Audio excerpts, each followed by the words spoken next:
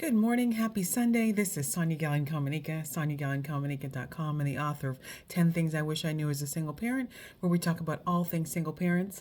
And our goal is to give you some financial wisdom, insights, and guidance, and to make kids safe by educating their parents. And today we're going to talk about home ownership. Home ownership is a huge topic, and there's a lot of information that floats around about it. And most people feel they have to buy a home. They have all this sort of misinformation that's out there, a narrative that's given by the mortgage companies and so forth. But today we're going to talk about some facts and some realities about home ownership versus renting. And before we dive into that, I just want to wish you all a happy Sunday. So glad you're here with me today. So glad my community is here with me. And I want you to just think about some things first, okay? Number one, if your only focus on home buying is, can I get an FHA loan and only put, how little can I put down, 3.5%, 5% for my loan, you're already thinking the wrong way about it. When thinking about home buying, you kind of want to think about it like a celebrity does. You want to buy that home for cash and ideally not take out a mortgage. That would be ideal. But if you obviously don't have the funds that the celebrities have, you need to really be thinking differently. Because when you're in the poor and middle income class and you are basing your home ownership on a job, what happens if you lose your job? Then suddenly there's a totally different discussion going on. Then it's a scramble, and what do I do type thing. And you're kind of locked into a mortgage, which you're required to make those payments regardless, the same as you are with your rent. But here's a funny story, kind of a funny reality. The reality is, I don't care if it's an FHA loan, if it's a traditional, it doesn't matter, conventional loan, it doesn't matter which one you get, you're only putting 20% down or whatever. In the event you don't have the funds, you could lose the property. Because for the first, if you just get a traditional mortgage, FHA, 3% down, the first 15 years, that is going strictly to interest. That money is only going to the bank.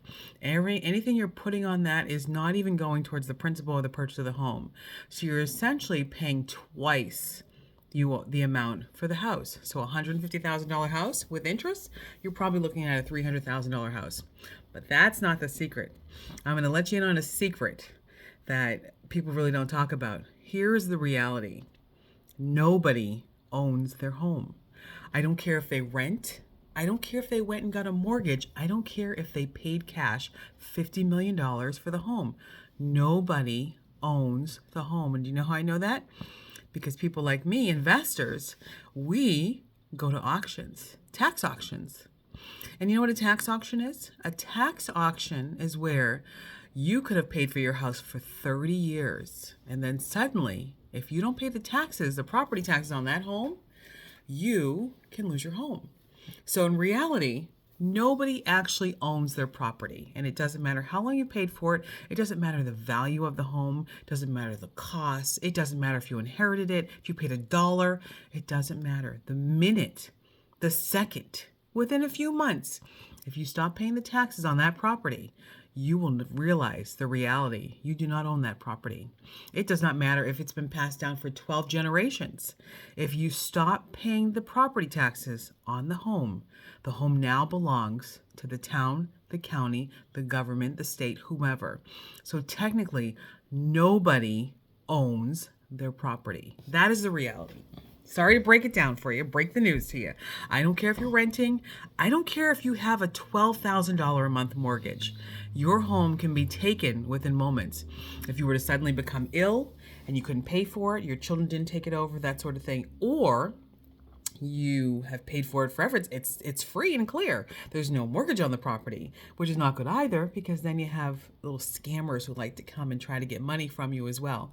But the reality is, you're better to have a mortgage on the property, but don't think you own it because you do. And if you're mortgage free, you also don't own the property because you got to pay the property tax. And here's the other news.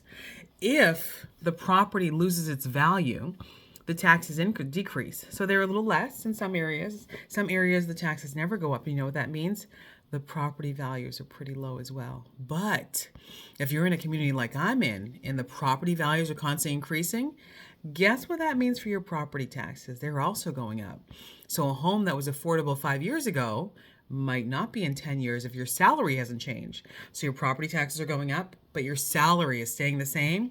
It's going to be very difficult to maintain that property. And then the other option, of course, is you have like 12 strangers living in your home with you and they're all paying with you. Who likes that scenario? Even your family members, having too many of them in the same house can be challenging. So when you're thinking about home ownership, listen to my friend over there, Grant Cardone. He's right, okay? And it really does not matter whether you rent or you own.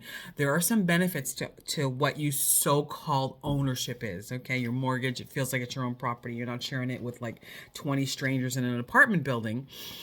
Some things might be, okay, it's a place for your kids. Maybe you got to take care of your parents.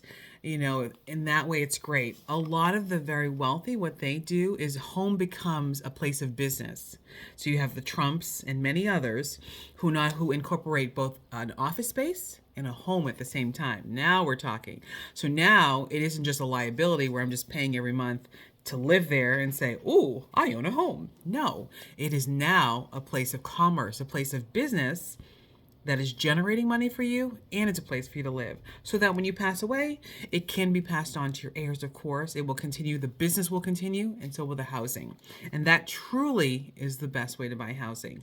But never think of it in terms of, I own it, because in reality, you don't. Sonia Gallen-Calmanica, SoniaGallen-Calmanica.com, and the author of 10 Things I Wish I Knew as a Single Parent. We're always teaching single parents something new. And stay tuned, because our next video is coming up soon. But we're going to stay on this topic of home ownership versus renting for a little while to kind of educate you guys as to what's really happening. Have an amazing day. Bye-bye.